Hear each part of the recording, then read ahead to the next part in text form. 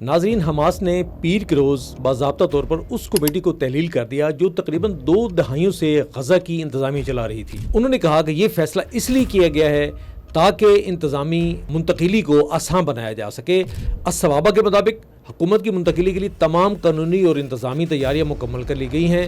اس فیصلے کے بعد غزہ کی انتظامیہ کے لیے بھی قومی کمیٹی، جس کی سربراہی فلسطینی ٹیکنوکریٹ علی شاعث کر رہے ہیں، شہری امور کی ذمہ داریاں سنبھالے گی۔ یہ مذاکرات مصر، قطر اور ترکی کی مشترکہ ثالثی کا حصہ ہیں، جن کا مقصد جنگ بندی کو برقرار رکھنا اور جنگ کے بعد غزہ کی حکمرانی اور تعمیر نو کے لیے ایک قابل عمل فریم ورک تیار کرنا ہے۔ اسرائیل کا موقف ہے کہ تعمیر نو کا عمل فلسطینی مسلح گروہوں کے خاتمے کے بعد ہی شروع ہونا چاہیے، جبکہ حماس کا کہنا ہے کہ پہلے سیاسی اور انتظامی انتظامات طے کیے جائیں، اس کے بعد اس کی عسکری صلاحیتوں پر بات ہو سکتی ہے۔